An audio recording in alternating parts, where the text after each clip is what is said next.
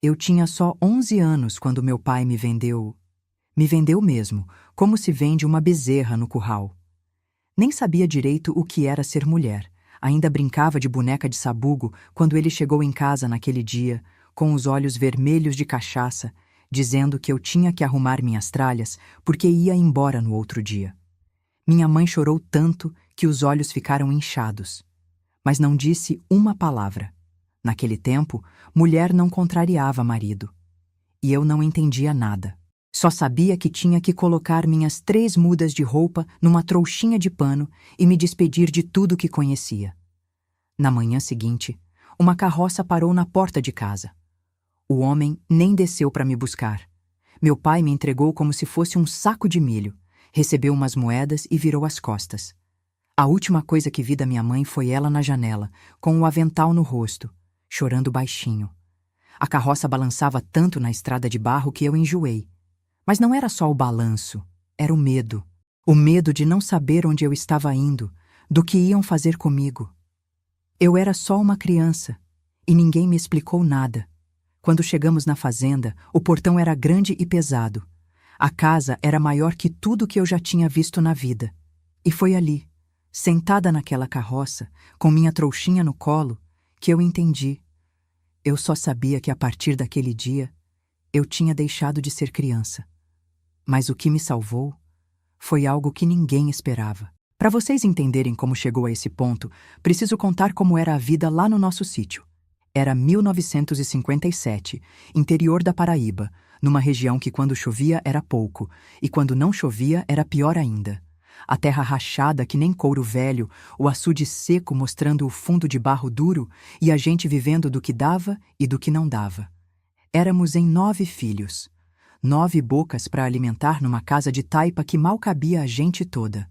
Eu dormia num canto, amontoada com minhas irmãs menores, num colchão de palha de milho que pinicava a pele toda a noite. Meu pai trabalhava numa roça que não era nem dele, de favor, e o que sobrava da colheita mal dava para passar o mês. A fome era companheira de todo dia. Não era aquela fome de quem pula uma refeição, não. Era a fome de verdade. Aquela que rói por dentro, que faz a barriga doer e a cabeça ficar tonta. Muitas vezes a gente jantava pirão de farinha com água e sal, quando tinha sal. Quando não tinha, era só farinha mesmo, engolindo seco. Minha mãe fazia milagre com o pouco que tinha. Catava os gravetinhos do feijão que caíam no chão do armazém. Ajuntava as folhas de mandioca que sobravam da feira. Fazia sopa de osso, que o açougueiro dava de favor. Ela esticava tudo quanto era resto para virar comida, mas nem assim dava certo sempre. E meu pai? Meu pai era um homem sofrido, mas que procurava o esquecimento no fundo da garrafa. Todo o dinheirinho que aparecia, ele gastava na bodega com cachaça barata. Chegava em casa com os olhos vermelhos, falando grosso, batendo em quem estivesse pela frente. Minha mãe já tinha perdido o dente de tanto apanhar, mas nunca reclamava. Dizia que homem era assim mesmo, que era ela que não sabia ser mulher direito. Naquele tempo, menina não valia nada. A gente era peso morto na família, porque não podia trabalhar pesado igual aos homens e ainda por cima um dia ia casar e virar problema de outro. Meus irmãos homens, mesmo pequenos, já ajudavam meu pai na roça, traziam algum dinheiro para casa. Mas eu e minhas irmãs, a gente só dava despesa. Por isso que era comum, muito comum mesmo, os pais darem as filhas novas para homens mais velhos. Não era casamento igual a gente conhece hoje, não. Era mais um acordo, uma troca. O homem ficava com a menina e em troca dava terra, gado, dinheiro, ou ajudava a família de algum jeito. As famílias achavam que era melhor assim, que pelo menos a filha ia ter comida todo dia e não ia passar necessidade. Eu já tinha visto isso acontecer com outras meninas da região. A Josefa, que tinha só 12 anos, foi entregue para um velho que tinha uma vendinha. A Antônia, que era vizinha nossa, foi dada para um fazendeiro lá de Campina Grande, quando completou 13. As mães choravam no dia da entrega, mas depois falavam que foi o melhor que fizeram, que agora as filhas estavam garantidas na vida.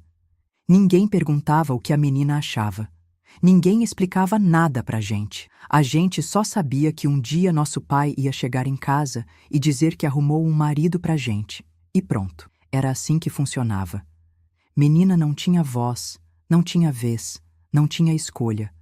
O fazendeiro que me comprou já tinha andado de olho em mim fazia tempo. Ele passava de vez em quando lá pelo sítio, conversando com meu pai, olhando as terras. Mas eu percebia que ele ficava me olhando também, daquele jeito que me dava arrepio na espinha. Ele era homem importante na região, tinha muita terra, muito gado, e todo mundo tinha medo dele. Um dia ele chamou meu pai para conversar reservado. Eles foram lá pro pé de juazeiro, longe da casa, e ficaram muito tempo conversando baixo. Eu vi meu pai balançando a cabeça, resistindo no início, mas depois aceitando. Quando voltaram, os dois tinham cara de quem tinha fechado um negócio. Foi aí que meu pai me chamou e disse que o fazendeiro tinha pedido minha mão, que ia me dar uma vida boa, que eu ia morar numa casa grande e nunca mais ia passar fome.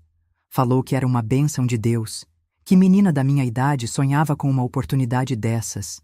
Mas eu via nos olhos dele que não era bem assim. Via que ele estava vendendo a própria filha porque não tinha mais jeito. O fazendeiro queria uma menina nova, que ele pudesse criar do jeito dele, moldar conforme sua vontade. Ele já tinha sido casado antes, mas a mulher tinha morrido, e ele ficou sozinho naquela fazenda grande. Agora queria uma companhia nova, uma menina que fosse só dele, que dependesse só dele, que nunca soubesse como era a vida de outro jeito. Minha mãe não disse nada no dia do acordo. Só ficou lá na cozinha, mexendo o feijão no fogão de lenha, com a vista embaçada de lágrima. Ela sabia que não podia fazer nada, que decisão de marido não se questionava. Mas eu via que ela estava morrendo por dentro, entregando a filha para o desconhecido. Quando meu pai recebeu as moedas de ouro na mão, eu entendi que minha vida de criança tinha acabado. Eu era uma mercadoria que tinha sido vendida, e agora tinha que ir para o meu novo dono, quisesse ou não quisesse. Mas eu nunca imaginei o inferno que seria viver naquela casa. O fazendeiro se chamava Coronel Antônio, mas todo mundo só chamava ele de Coronel. Era um homem de uns 60 anos, alto, magro, com o rosto queimado de sol e uns olhos pequenos e duros que pareciam duas pedrinhas pretas. Tinha bigode grisalho sempre bem aparado e usava chapéu de couro mesmo dentro de casa. Falava pouco, e quando falava era só para dar ordem ou reclamar de alguma coisa. Quando eu cheguei na fazenda naquele dia, ele nem desceu da varanda para me receber. Ficou lá de cima me olhando subir os degraus de madeira, como se estivesse examinando um animal que tinha comprado na feira. Não sorriu, não disse boa tarde, não perguntou se eu estava com fome ou sede da viagem. Só acenou com a cabeça para o vaqueiro que tinha me trazido e mandou ele ir embora. A casa era a coisa mais grande que eu já tinha visto na vida. Paredes altas, janelas enormes com grade de ferro, varanda que dava a volta toda. Por dentro era escura, mesmo de dia, porque as janelas ficavam sempre fechadas. Tinha móvel de madeira pesada, quadro na parede com gente séria que eu não conhecia, e um cheiro de mofo e abandono que grudava na garganta. Ele me mostrou o quarto onde eu ia dormir. Era um cantinho pequeno no fundo da casa, com uma caminha de ferro, um baú velho e uma janelinha que dava para o quintal dos fundos. A cama tinha lençol branco, limpo, mas frio. Era melhor que o colchão de palha que eu dormia em casa, mas mesmo assim me deu uma tristeza danada. Ali eu ia ficar sozinha, longe de tudo que eu conhecia. O coronel tinha suas manias e suas regras, e deixou tudo bem claro desde o primeiro dia.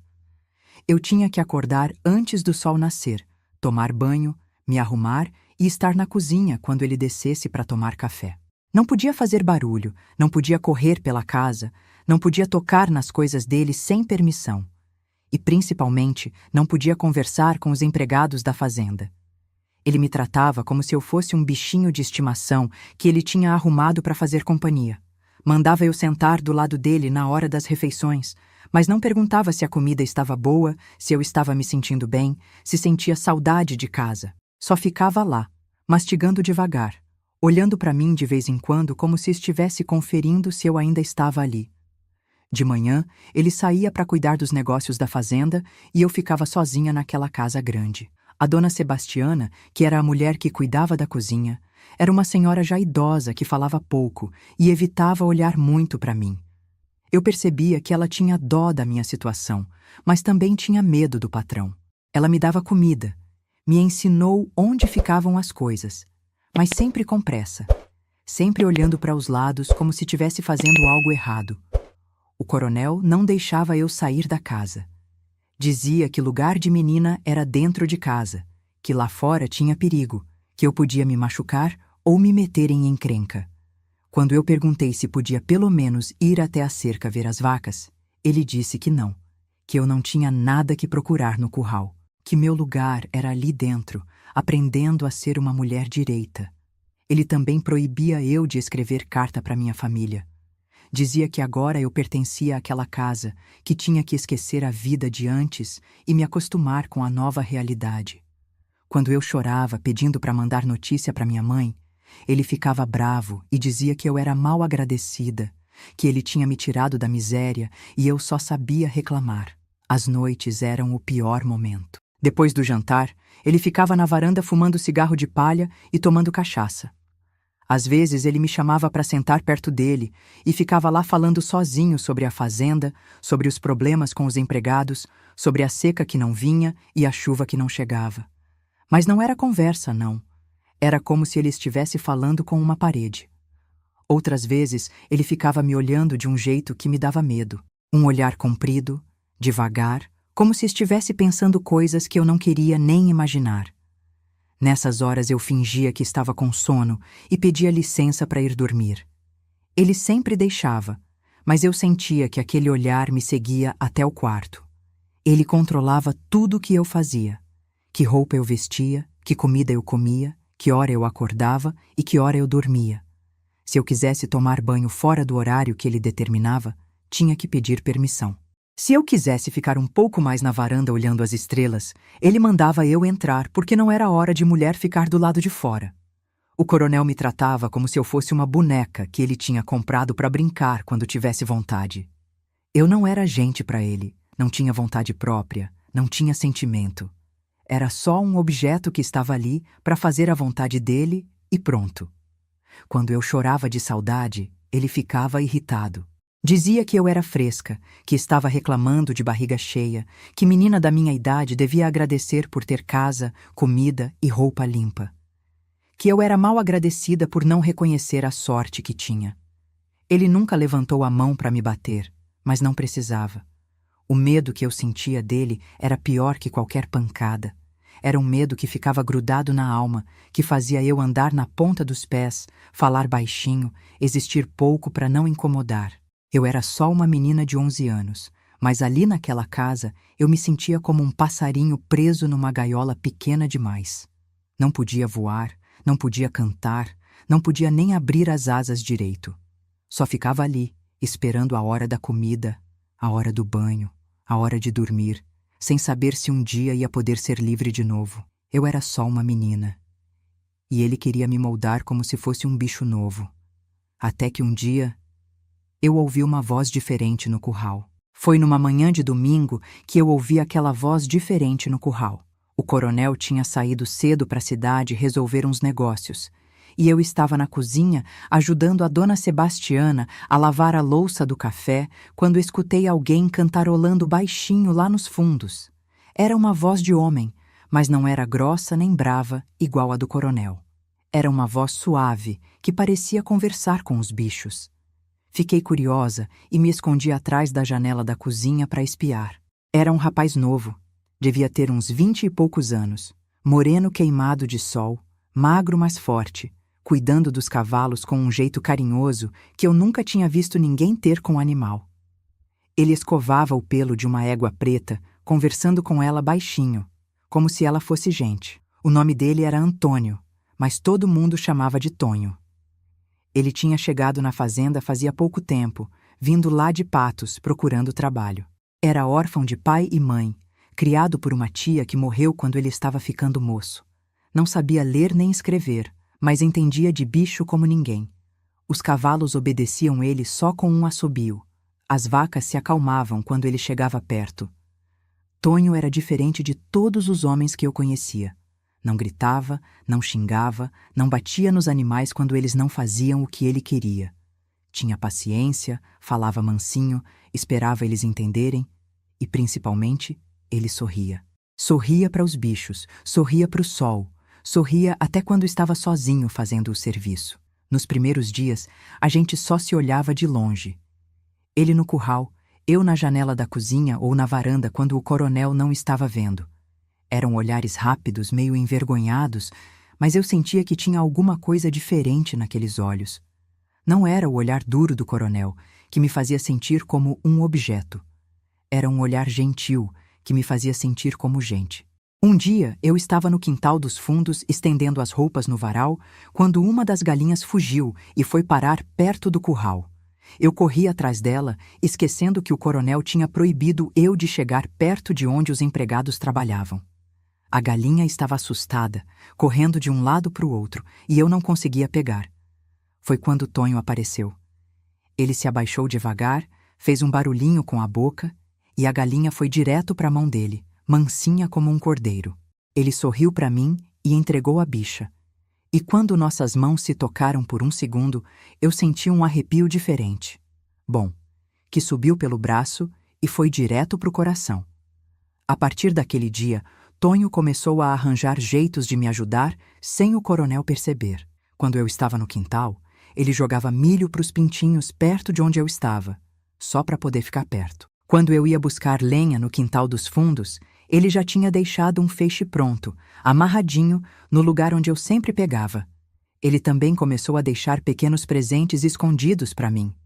Uma frutinha do pé de goiaba que tinha no pasto, uma florzinha silvestre que ele achava no campo, uma pedrinha bonita que brilhava no sol. Ele colocava essas coisinhas num buraquinho do tronco de uma árvore velha que ficava no quintal, e eu pegava quando tinha certeza que ninguém estava vendo. Uma vez ele deixou um bilhetinho junto com uma manga pequenina e doce. Como ele não sabia escrever, tinha pedido para alguém na cidade fazer para ele. O papel estava todo amassado e a letra era torta, mas dizia assim: "Pra moça mais bonita do mundo todo." Eu guardei aquele papel no fundo do meu baú como se fosse um tesouro. A gente começou a conversar aos pouquinhos, sempre quando o coronel saía e a dona Sebastiana estava ocupada na cozinha. Eram conversas rápidas, de poucos minutos, mas que para mim valiam mais que horas inteiras. Tonho me contava sobre os lugares que tinha conhecido, sobre os bichos da fazenda, sobre os sonhos que ele tinha de um dia ter um pedacinho de terra só dele. Ele me falava das estrelas, que conhecia todas pelo nome, e me ensinou a reconhecer a Cruz do Sul no céu. Me contava histórias que a tia dele contava quando ele era menino. Histórias de príncipes e princesas que eu nunca tinha ouvido. E principalmente, ele me escutava. Escutava quando eu falava da saudade de casa, da vontade de ver minha mãe, do medo que eu sentia do coronel. Tonho era o primeiro homem na minha vida que me tratava como se eu fosse importante. Ele perguntava se eu estava bem, se a comida estava boa, se eu tinha dormido direito.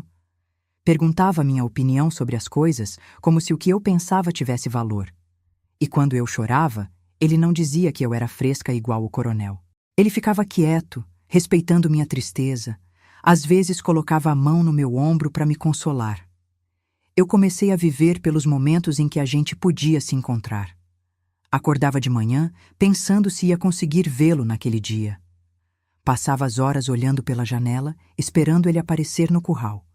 E quando chegava a noite e eu deitava na minha caminha, ficava lembrando das palavras que a gente tinha trocado, do jeito que ele sorria para mim.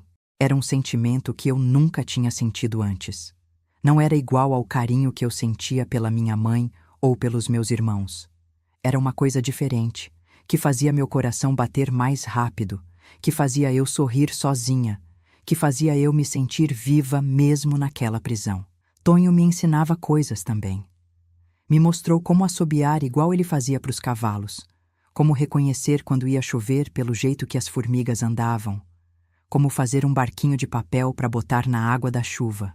Coisas simples, mas que para mim eram como aprender magia. Ele tinha um jeito especial de olhar para mim, como se eu fosse a coisa mais preciosa do mundo. Não era o olhar do coronel, que me fazia sentir como propriedade. Era um olhar que me fazia sentir como se eu fosse uma pessoa de verdade, com valor, com direito de ser feliz. Aos poucos, eu fui percebendo que aquilo que eu sentia por Tonho era diferente de tudo que eu conhecia. Era um sentimento que crescia dentro do peito, que dava força quando eu estava triste, que dava esperança quando eu achava que não tinha saída. E foi ali, nas frestas daquele curral, entre os olhares escondidos e as palavras sussurradas, que comecei a entender o que era amor de verdade.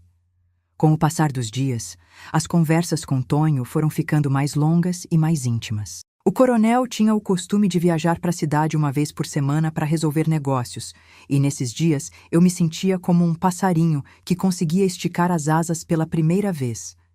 Era quando eu e Tonho podíamos conversar de verdade, sem pressa, sem medo de ser pegos. A gente se encontrava sempre perto do pé de juazeiro velho que ficava nos fundos da casa, longe da vista da dona Sebastiana e dos outros empregados. Era nosso lugar secreto, onde eu podia ser eu mesma, onde eu podia rir alto, onde eu podia chorar se tivesse vontade. Tonho me contou da vida dele, de como perdeu os pais ainda pequeno numa epidemia de cólera que varreu a região de Patos. Me falou da tia que o criou, uma mulher forte que trabalhava de lavadeira para sustentar ele e mais 3 filhos que ela tinha. Me contou como aprendeu a lidar com animais ajudando num sítio desde os 8 anos de idade, como nunca teve chance de ir para a escola, mas que sabia todas as orações de cor porque a tia fazia questão. Eu também abri meu coração para ele. Contei da vida no sítio, da fome que a gente passava, dos irmãos que eu sentia tanta saudade. Falei do medo que eu tinha do coronel, de como me sentia sozinha naquela casa grande, de como às vezes eu tinha vontade de sumir, de virar fumaça e ir embora voando. Tonho escutava tudo com uma atenção que eu nunca tinha recebido de ninguém. Não me interrompia, não dava conselho sem eu pedir, não dizia que eu estava exagerando. Só ficava ali, com aqueles olhos carinhosos fixos em mim, fazendo eu me sentir importante, fazendo eu me sentir ouvida. Foi numa dessas conversas que eu falei pela primeira vez sobre fugir. Falei baixinho, quase sussurrando, com medo até de falar uma coisa dessas em voz alta. Disse que sonhava em sair dali, em voltar para a casa da minha mãe, ou ir para qualquer lugar onde eu pudesse ser livre. Tonho ficou quieto por um tempo, mexendo num graveto que tinha pego do chão. Depois disse que fugir era perigoso, que o coronel era homem poderoso, que conhecia todo mundo na região. Que se a gente fosse pego, ele podia fazer coisas ruins com os dois. Mas eu via nos olhos dele que ele também pensava nisso, que ele também queria me tirar dali. Nossas mãos se tocaram pela primeira vez numa tarde que eu estava chorando de saudade. Eu tinha sonhado com minha mãe na noite anterior, um sonho tão real que quando acordei, procurei por ela no quarto. Quando me dei conta que ainda estava naquela fazenda, comecei a chorar sem parar. Tonho chegou perto, devagar, e colocou a mão dele em cima da minha. Era uma mão calejada de trabalho, mas suave como algodão. Ele não disse nada, só ficou ali, segurando minha mão, deixando eu chorar o quanto precisava. E naquele toque simples, eu senti uma coisa que nunca tinha sentido na vida. Eu me senti protegida. A partir daquele dia, os pequenos toques foram ficando mais comuns. Ele segurava minha mão quando eu estava triste, passava o dedo no meu rosto para secar uma lágrima, tocava meu ombro quando queria me consolar. E cada toque era como um raio de sol entrando na escuridão da minha vida. Eu nunca tinha sido tocada com carinho por ninguém. Na minha casa, a gente não tinha costume de fazer carinho, de abraçar, de demonstrar afeto. Era uma família sofrida demais para ter tempo para essas coisas. E o coronel, então, nem se fala. Ele mal olhava para mim, quanto mais me tocar com gentileza. Mas Tonho era diferente. Cada gesto dele era cheio de cuidado, de respeito, de amor. Quando ele tocava meu cabelo, era como se estivesse tocando uma coisa sagrada. Quando ele segurava minha mão, era com a delicadeza de quem segura uma flor. Foi numa tarde de chuva que ele me deu o primeiro beijo.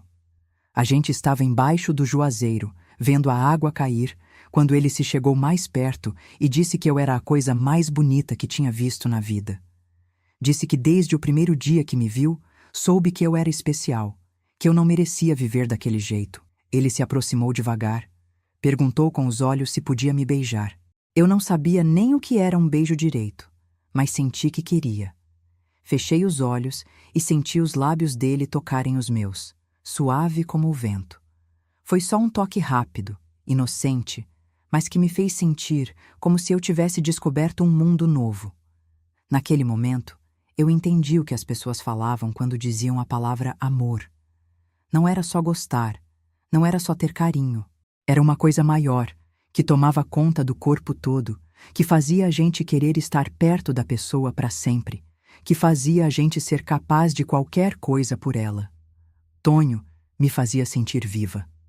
Com ele eu ria, coisa que eu tinha esquecido como fazer. Com ele eu sonhava com o futuro, imaginava como seria se a gente pudesse ficar junto. Com ele eu descobri que eu não era só uma menina vendida.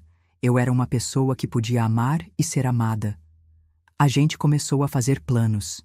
Planos pequenos no começo, como ter uma casinha simples no interior, criar uns bichinhos, plantar uma horta. Ele dizia que ia trabalhar duro para me dar uma vida boa, que ia me tratar como rainha mesmo sendo pobre. E eu acreditava em cada palavra. Tonho me ensinava sobre o amor todos os dias. Me ensinava que amor não era posse, como o coronel pensava. Me ensinava que amor era cuidado, era respeito, era querer o bem da pessoa mesmo que isso significasse sacrifício. Me ensinava que amor verdadeiro liberta, não prende. Com ele, eu descobri que eu tinha voz, que eu tinha vontade, que eu tinha sonhos. Descobri que eu podia ser feliz, mesmo naquela situação difícil. Descobri que eu valia alguma coisa, que eu merecia ser tratada com carinho. O amor que eu sentia por Tonho foi crescendo cada dia, como uma plantinha que vai brotando. Era um amor puro, inocente, mas forte como raiz de mandacaru. Era um amor que me dava coragem para suportar os dias difíceis, que me dava esperança de que um dia as coisas iam melhorar. E foi ali, debaixo daquele juazeiro, entre beijos roubados e promessas sussurradas, que eu aprendi que o amor pode ser a coisa mais poderosa do mundo. Que o amor pode dar força para a gente enfrentar qualquer coisa. Que o amor pode salvar a vida de uma pessoa. Mas tudo que é bonito, parece que o diabo se mete no meio. O amor que eu sentia por Tonho estava mudando tudo em mim. E por mais que eu tentasse esconder, o coronel começou a perceber. Eu que antes vivia calada, cabisbaixa, sempre assustada, agora às vezes ele me pegava sorrindo sozinha ou cantarolando baixinho enquanto fazia os afazeres da casa. Eu que antes mal comia de nervoso, agora tinha mais apetite. Eu que antes dormia mal, sempre sobressaltada, agora acordava descansada. No começo ele não disse nada, só ficava me olhando com aqueles olhinhos pequenos e desconfiados. Mas eu sentia que tinha alguma coisa diferente no ar, como quando a gente sente que vai chover mesmo sem ver nuvem no céu. Ele começou a me vigiar mais, a aparecer de surpresa nos lugares onde eu estava, como se quisesse me pegar fazendo alguma coisa errada. Uma manhã ele chegou na cozinha, na hora que eu estava ajudando a Dona Sebastiana a fazer o café, e me perguntou por que eu estava tão alegre. Falou que menina da minha idade não tinha motivo para ficar sorrindo à toa, que eu devia estar tramando alguma coisa. Eu disse que não era nada, que estava só agradecendo a Deus pela comida boa e pela casa bonita. Mas ele não acreditou. A partir daquele dia, o coronel começou a mudar comigo. Ficou mais rígido, mais controlador, mais desconfiado. Passou a contar quantas vezes eu ia ao quintal, quanto tempo eu demorava para estender a roupa, que horas eu acordava e que horas eu dormia. Vivia me perguntando onde eu estava, o que eu estava fazendo, com quem eu tinha falado. Ele também começou a proibir coisas que antes ele deixava passar. Não podia mais ir ao quintal dos fundos buscar lenha, tinha que pedir para Dona Sebastiana buscar para mim. Não podia mais ficar na varanda depois do jantar, tinha que entrar direto para o quarto. Não podia mais ajudar a estender roupa no varal, porque ele disse que não era serviço para mim. Uma tarde ele me pegou olhando pela janela da cozinha na direção do curral. Eu estava só vendo Tonho trabalhar, mas de longe nem estava fazendo nada demais. Mesmo assim, o coronel ficou uma fera. Gritou comigo na frente da Dona Sebastiana, disse que eu era uma menina sem vergonha, que estava ficando atrevida, que ele ia me ensinar a ser comportada. Naquele dia ele me proibiu de sair do quarto. Disse que eu ia ficar trancada até aprender a baixar os olhos e ficar no meu lugar. Passou a chave na porta e me deixou lá, sozinha, sem comida, sem água, sem nada. Só me deixou sair no outro dia de manhã, quando ele achou que eu já tinha aprendido a lição. A situação foi piorando cada dia que passava. O coronel vivia de olho em mim, seguindo cada movimento que eu fazia. Começou a fazer perguntas para Dona Sebastiana sobre mim. Queria saber se eu falava alguma coisa diferente, se eu recebia recado de alguém, se eu tinha amizade com algum dos empregados. A pobre da Dona Sebastiana ficava no meio daquela situação sem saber o que fazer. Ela sabia que tinha alguma coisa entre mim e Tonho, porque mulher percebe essas coisas. Mas também sabia que se contasse para o coronel ia dar confusão grande.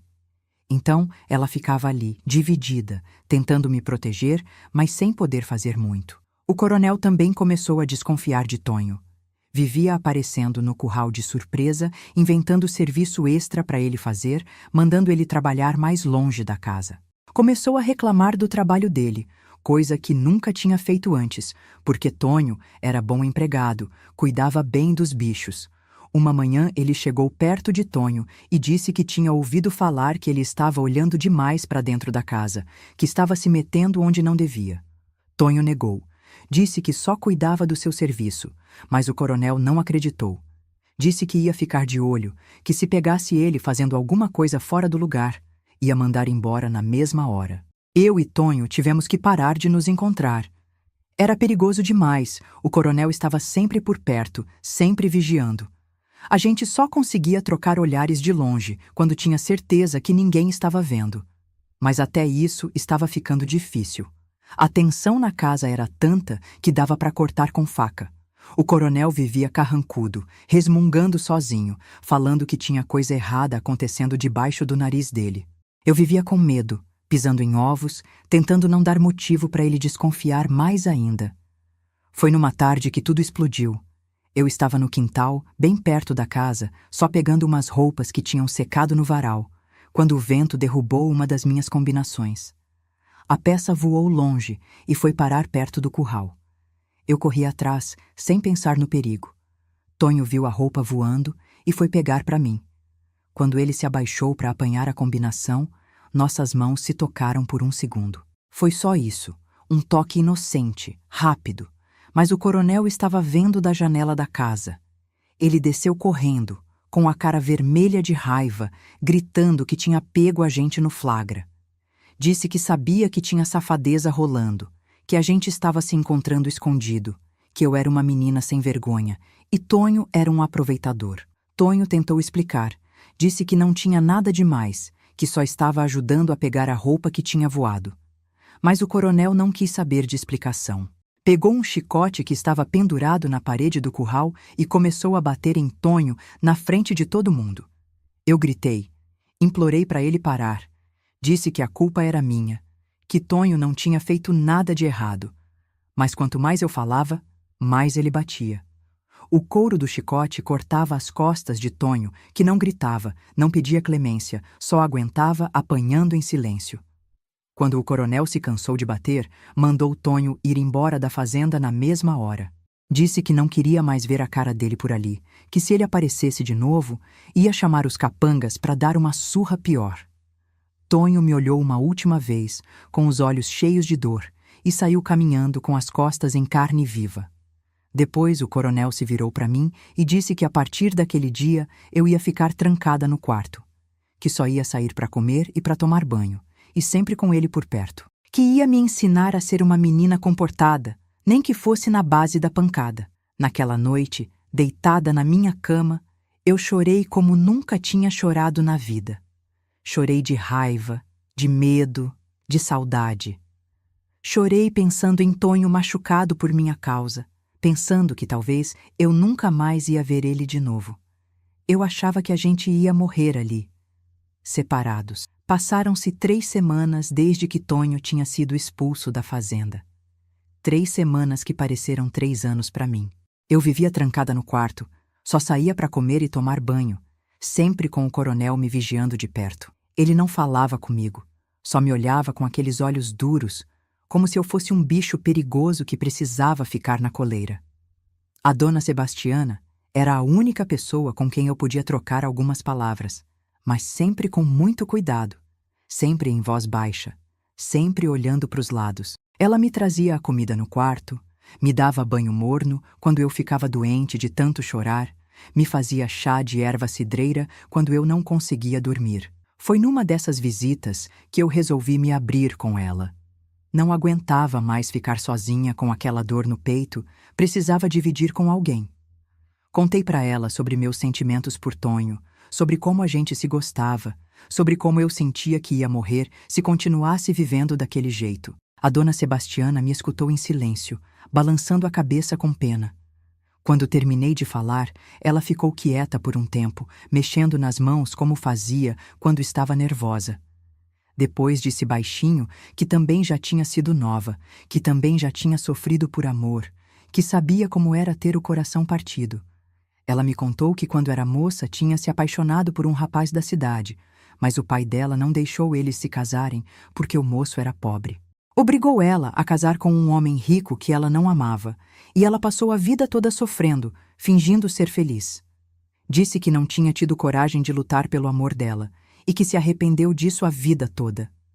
Foi quando ela me olhou nos olhos e disse uma coisa que mudou tudo para mim. Disse que eu era nova, que tinha a vida toda pela frente, que não podia deixar passar a chance de ser feliz. Que se eu realmente amava Tonho, e ele me amava de volta, a gente tinha que dar um jeito de ficar junto. Perguntei como, se eu estava praticamente presa naquela casa, se o coronel não tirava os olhos de mim, se Tonho tinha sido expulso e não podia mais aparecer por ali. Ela ficou pensativa, depois disse que todo problema tinha solução, que a gente só precisava usar a cabeça e ter coragem. A dona Sebastiana me contou que conhecia Tonho desde que ele chegou na fazenda, que ele era um rapaz direito, trabalhador, que não merecia ter apanhado daquele jeito. Disse que ele não tinha ido embora da região, que estava trabalhando numa fazenda vizinha, que às vezes passava pela cidade nos dias de feira. Foi aí que ela propôs uma coisa que me deixou com o coração batendo descompassado. Disse que se eu tivesse coragem mesmo, se eu estivesse disposta a arriscar tudo, ela podia arranjar um jeito de eu mandar um recado para Tonho, que ela tinha uma comadre na cidade que podia servir de pombo-correio entre nós. Eu não pensei duas vezes. Disse que sim, que estava disposta a qualquer coisa para sair daquela situação. Ela me alertou sobre os perigos, disse que se o coronel descobrisse, ele podia fazer coisas terríveis com os dois. Mas eu já tinha decidido que preferia morrer tentando ser feliz do que viver para sempre infeliz. A dona Sebastiana combinou tudo com a comadre dela. A mulher se chamava Dona Maria das Dores, era parteira na cidade, conhecia todo mundo e ninguém desconfiava quando ela andava de casa em casa. Ela levou meu recado para Tonho, contando onde eu estava, como eu estava sendo tratada, e perguntando se ele ainda me queria. A resposta veio uma semana depois. Tonho mandou dizer que não tinha esquecido de mim nem por um dia, que também estava sofrendo longe de mim, que ia dar um jeito de me tirar dali. Disse que estava juntando dinheiro trabalhando numa fazenda em Campina Grande, que já tinha conseguido comprar 2 burros e algumas provisões.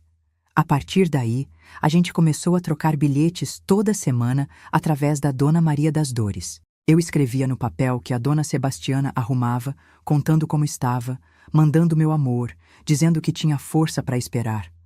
Tonho mandava suas respostas, sempre cheias de carinho, sempre prometendo que logo a gente ia estar junto. Foi num desses bilhetes que ele propôs o plano de fuga.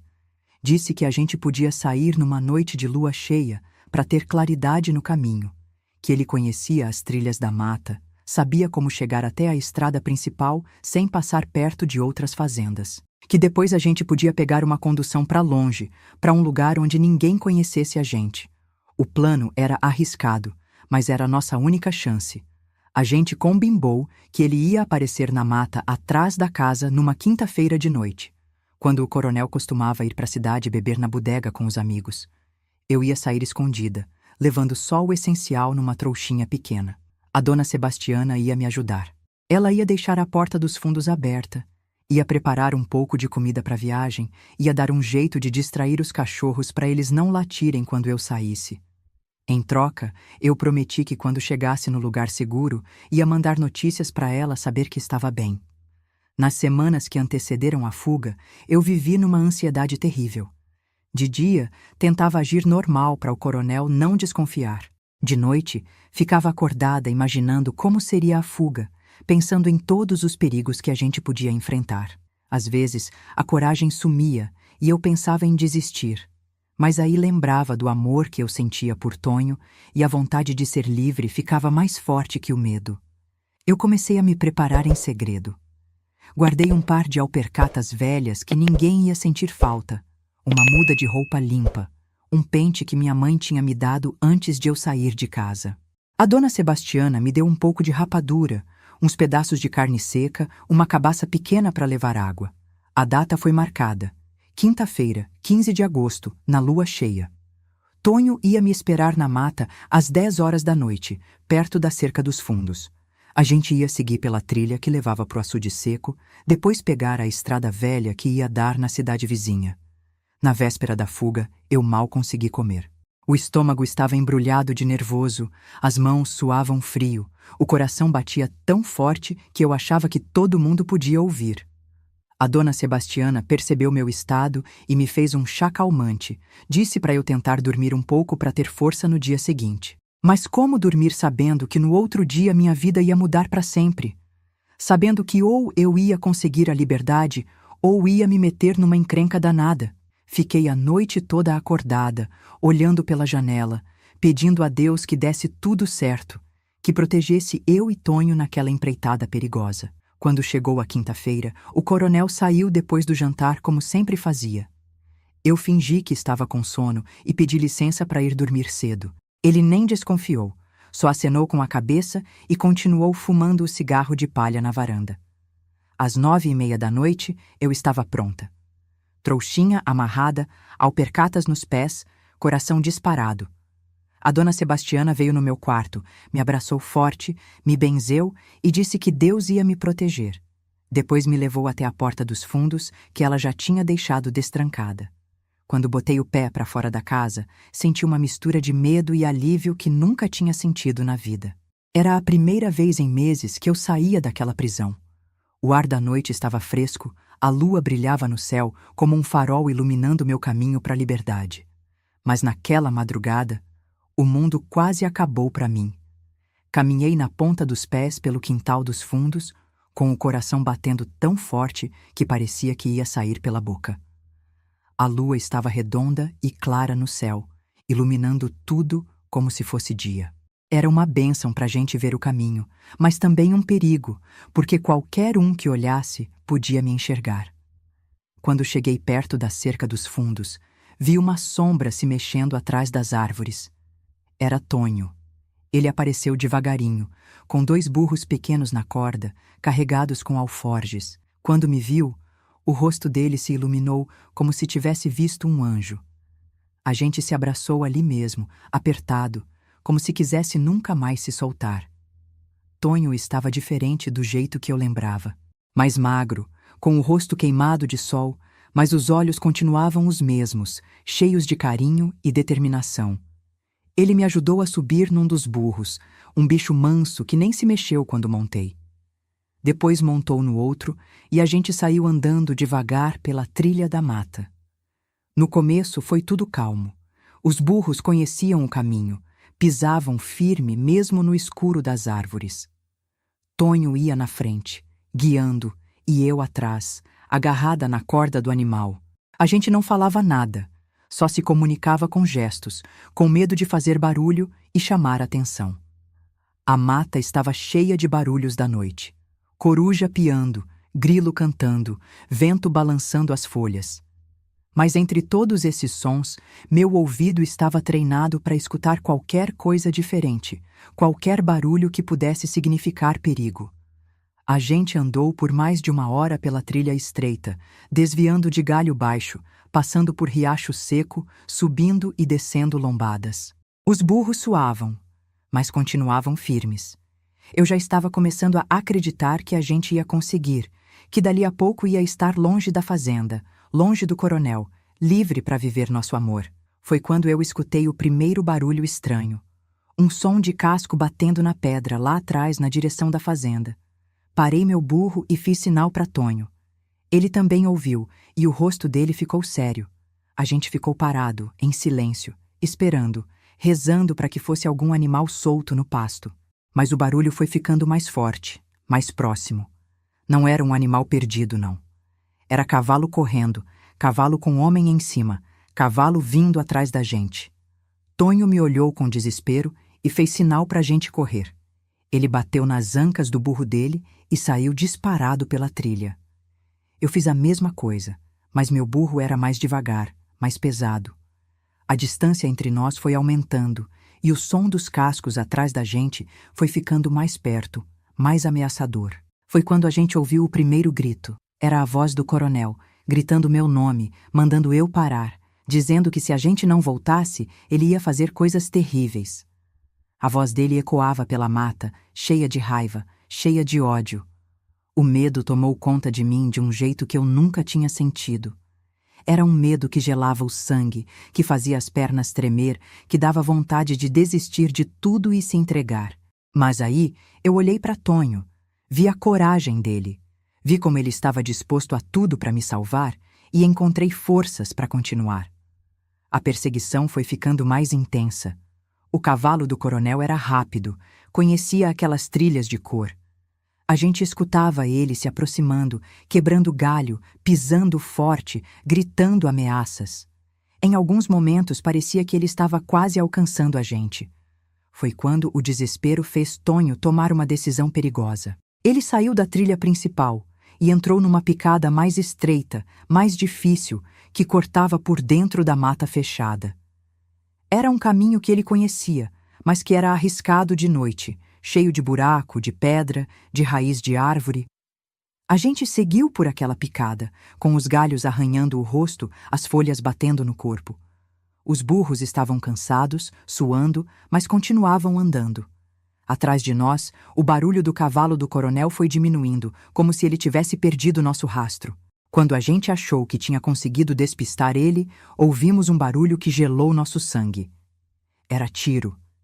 Tiro de espingarda ecoando pela mata. O coronel estava atirando para o alto, tentando nos assustar, tentando nos fazer voltar. Tonho parou o burro e me chamou para perto.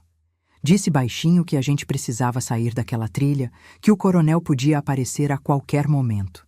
Que tinha um lugar que ele conhecia, um casebre abandonado onde a gente podia se esconder até o dia clarear. A gente desceu dos burros e continuou a pé, puxando os bichos pela corda. Era mais difícil assim, mais devagar, mas também mais silencioso. A gente andou por mais meia hora, desviando de espinho, pisando com cuidado para não fazer barulho. O casebre ficava numa clareira pequena, escondido no meio da mata. Era uma casinha velha, com o teto furado, as paredes descascadas, mas que ainda oferecia alguma proteção.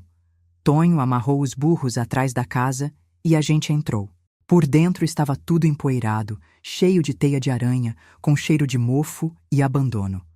Mas para nós, naquele momento, era como um palácio. Era nosso refúgio, nosso lugar seguro, onde a gente podia descansar e planejar o resto da fuga. A gente se sentou no chão, encostados na parede, juntinhos para se aquecer. Tonho tirou um pouco de água e comida dos alforjes e a gente dividiu em silêncio.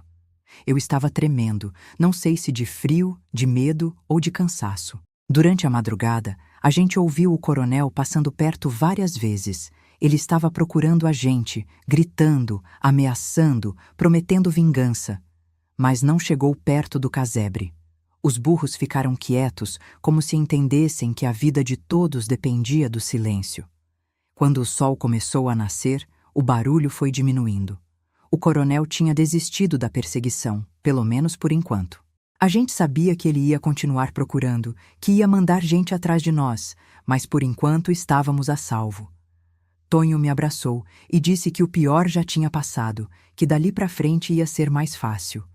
Disse que conhecia um caminho que levava direto para a estrada principal, onde a gente podia pegar uma condução para a cidade grande. Mas eu sabia que aquela noite tinha mudado tudo na minha vida.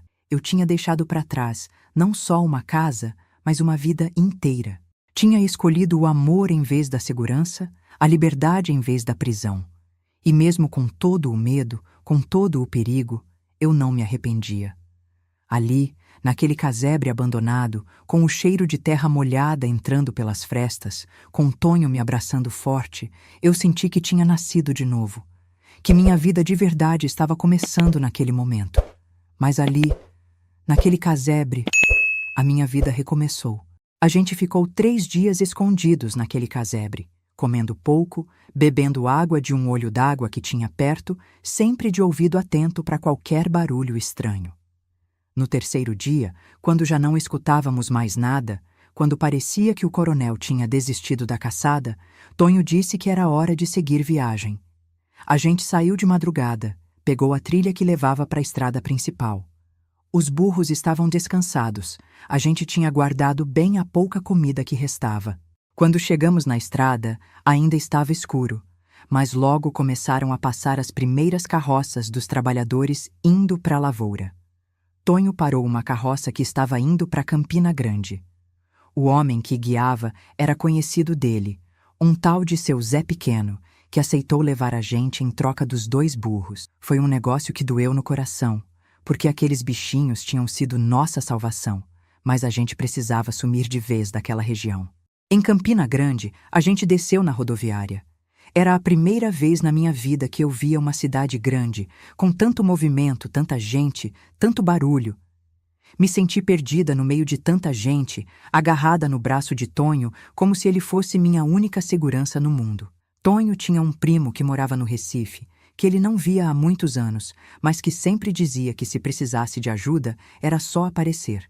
A gente juntou o pouco dinheiro que tinha e comprou 2 passagens de ônibus. Era uma viagem longa, mais de um dia inteiro, mas cada quilômetro que a gente se afastava da Paraíba era um alívio. Quando chegamos no Recife, a cidade me pareceu do tamanho do mundo. Prédios altos, ruas asfaltadas, carros para todo lado, gente correndo, buzina tocando. Eu nunca tinha visto tanta confusão junta na minha vida. Tonho também estava meio perdido, mas disfarçava para não me deixar mais assustada ainda. A gente encontrou o primo dele, seu Manuel, num bairro chamado Casa Amarela. Era um homem bom, trabalhador, que tinha uma oficina pequena de conserto de bicicleta. Quando Tonho contou nossa história, ele não hesitou em ajudar. Disse que a gente podia ficar na casa dele até arranjar um rumo na vida. A mulher do seu Manuel, Dona Conceição, me recebeu como filha.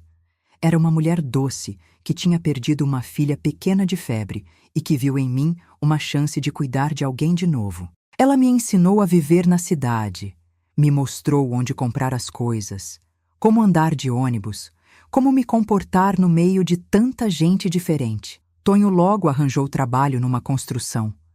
Era serviço pesado, debaixo de sol quente, mas ele não reclamava. Falava que depois de tudo que a gente tinha passado, qualquer trabalho honesto era uma bênção. Eu comecei a trabalhar numa casa de família, lavando roupa, limpando casa, cuidando de criança. Era uma vida simples, mas era nossa. Pela primeira vez na vida, eu acordava de manhã sem medo, sem precisar andar na ponta dos pés, sem precisar abaixar a cabeça para ninguém. Eu era livre, eu era dona da minha própria vida, eu podia ir e vir como quisesse.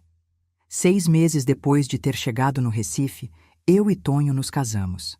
Foi um casamento simples, numa igreja pequena do bairro, só com seu Manuel e Dona Conceição como testemunhas. Eu estava com um vestido branco emprestado da Dona Conceição, Tonho com um terno que a gente comprou numa loja de roupas usadas. Não teve festa grande, não teve banquete, não teve música. Mas foi o dia mais feliz da minha vida, porque ali, na frente daquele altar, eu não era mais a menina vendida pelo pai. Eu era uma mulher que tinha escolhido seu próprio destino, que tinha lutado pelo seu amor, que tinha vencido. A gente alugou um quartinho pequeno numa casa de cômodos. Era apertado, tinha só uma cama, um fogão a álcool e uma mesa pequena. Mas era nosso cantinho, nosso lugar no mundo, onde a gente podia ser feliz sem incomodar ninguém. Tonho trabalhava de dia na construção, eu trabalhava na casa de família. De noite, a gente se juntava naquele quartinho pequeno e conversava sobre os planos, sobre os sonhos, sobre o futuro que a gente queria construir junto. Ele me ensinava a ler e escrever, eu ensinava ele a fazer contas melhor. 2 anos depois, nasceu nossa primeira filha, a Maria. Era uma menina pequeninha, de cabelo crespo, que chorava forte e mamava bem. Quando eu olhei para ela pela primeira vez, pensei na minha própria mãe, na saudade que eu sentia, na vontade de dividir aquela alegria com ela. A vida foi ficando mais fácil aos poucos. Tonho saiu da construção e montou uma oficina pequena de conserto de bicicleta, igual a do primo. Eu deixei de trabalhar na casa de família e comecei a costurar em casa, fazendo roupa para fora. A gente foi juntando dinheiro devagar, foi comprando as coisinhas que precisava para casa, foi melhorando de vida.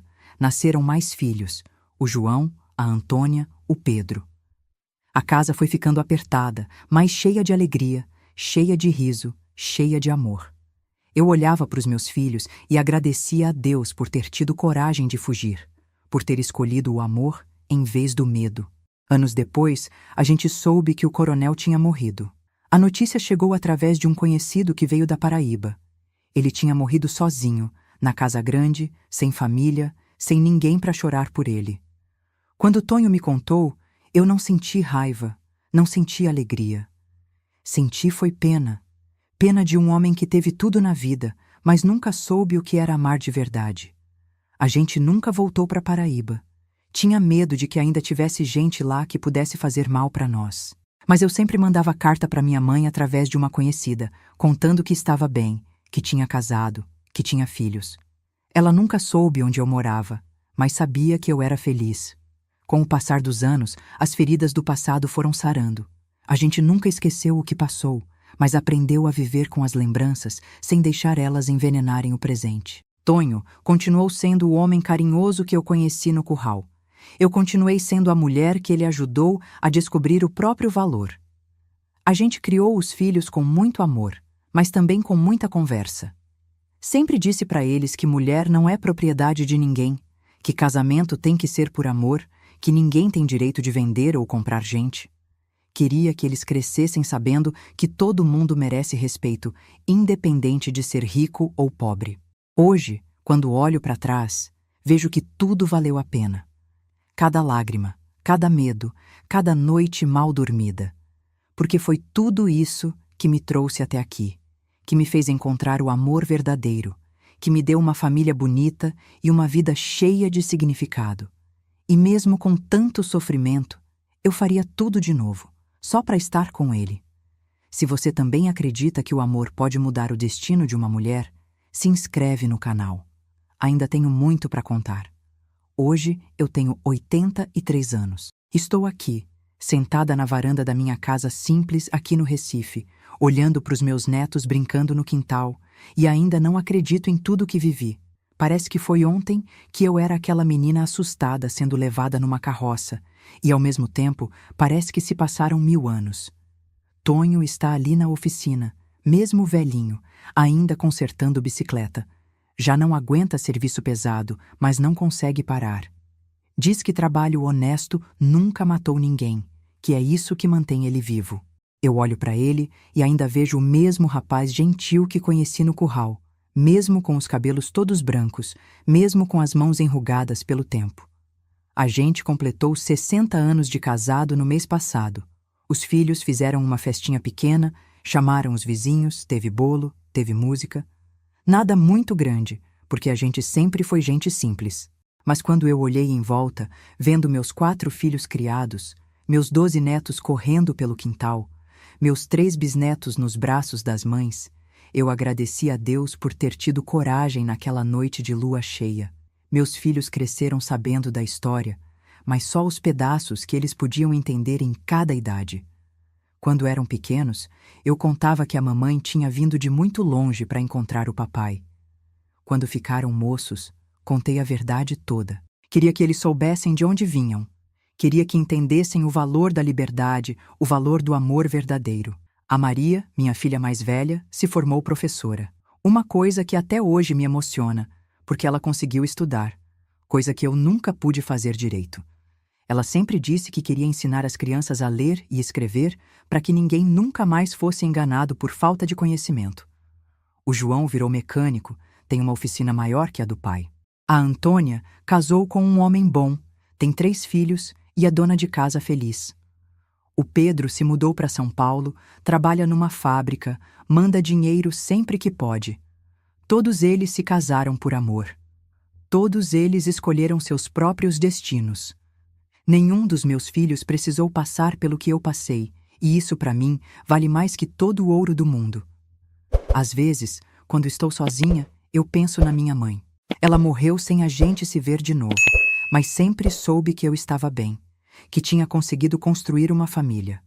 Uma prima que morava na Paraíba me contou que ela sempre falava de mim com orgulho, dizendo que eu tinha sido corajosa, que tinha conseguido ser feliz.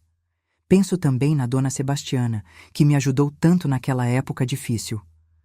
Ela morreu alguns anos depois que a gente fugiu, mas sempre disse para as pessoas que não se arrependia de ter me ajudado, que toda mulher tem direito de escolher seu próprio caminho, mesmo que isso signifique correr risco. Quando olho para trás, vejo que aquela menina de 11 anos que foi vendida como um animal já não existe mais. No lugar dela, nasceu uma mulher que aprendeu a valor próprio, que aprendeu que ninguém pode ser dono de outra pessoa, que aprendeu que o amor verdadeiro não aprisiona, liberta. Eu criei meus filhos dizendo sempre que mulher não é mercadoria que se compra ou se vende. Que casamento tem que ser por amor, por vontade própria, por escolha livre. Que ninguém, nem pai nem mãe, tem direito de decidir o destino de uma filha sem perguntar o que ela quer. Hoje as coisas mudaram muito. As meninas vão para a escola, estudam, trabalham fora, escolhem com quem querem casar. Mas ainda tem lugar por esse Brasil afora onde pai ainda entrega filha nova para homem velho. Ainda tem lugar onde menina não tem direito de escolha. Ainda tem lugar onde mulher é tratada como propriedade. É por isso que eu resolvi contar essa história. Não para que tenham pena de mim, não. Minha vida foi bonita, foi cheia de amor, foi cheia de significado. Eu conto essa história para que outras mulheres saibam que sempre há uma saída, sempre há uma chance de recomeçar, sempre há uma possibilidade de ser feliz. O amor me salvou. O amor de Tonho, que me ensinou que eu valia alguma coisa, que me tratou com respeito desde o primeiro dia. Mas também o amor próprio, que eu tive que aprender a ter, a força que eu tive que encontrar dentro de mim para não aceitar uma vida que não era minha escolha. Eu aprendi que a gente não pode deixar o passado definir quem a gente é, que a gente pode pegar as cicatrizes e transformar elas em sabedoria, que a gente pode pegar a dor e transformar ela em força para ajudar outras pessoas. Hoje eu vejo minhas netas, meninas livres, estudando, sonhando, planejando o futuro e penso como o mundo mudou. Elas nunca vão passar pelo que eu passei. Elas nunca vão ser vendidas como mercadoria. Elas nunca vão ter que fugir na calada da noite para conquistar o direito de amar. Mas ainda tem muito chão pela frente. Ainda tem muita menina sofrendo em silêncio. Ainda tem muita mulher aceitando vida que não escolheu por medo, por falta de opção, por não saber que pode ser diferente. É para essas mulheres que eu falo: tenham coragem. A vida pode mudar. O destino não está escrito em pedra. Sempre existe uma chance de recomeçar. Às vezes a gente precisa passar por muito sofrimento para chegar na felicidade, mas quando chega, vale cada lágrima, vale cada noite em claro, vale cada medo que a gente enfrentou. O Tonho sempre me diz que eu sou a mulher mais corajosa que ele conhece. Eu sempre respondo que coragem a gente não nasce tendo, a gente aprende a ter quando não tem mais outro jeito. Quando a situação aperta tanto que ou a gente encontra coragem ou a gente morre por dentro. Hoje, quando me deito na minha cama ao lado do homem que eu escolhi, quando escuto a respiração dele no escuro, quando sinto a mão dele procurando a minha mesmo depois de tantos anos, eu agradeço por ter tido força para lutar pelo meu direito de ser feliz. E se hoje eu conto essa história, com o coração cheio de emoção, mas também cheio de esperança, é para que nenhuma menina precise passar pelo que eu passei. É para que toda mulher saiba que ela nasce livre, que ela tem direito de escolher seu próprio caminho, que ela vale muito mais do que qualquer preço que alguém possa pagar por ela. Se você também acredita que mulher nenhuma nasceu para ser mercadoria, se você também acredita que o amor verdadeiro liberta, se você também quer ouvir mais histórias de superação e coragem, se inscreve no canal. Aperta esse botão vermelho aí embaixo, porque ainda tenho muita história para contar, muita sabedoria para dividir, muita força para dar para quem precisa. E lembra sempre, você é dona da sua própria vida. Ninguém tem direito de decidir por você. O amor verdadeiro não aprisiona, liberta. E nunca, nunca é tarde demais para recomeçar. Um abraço no seu coração e até a próxima história.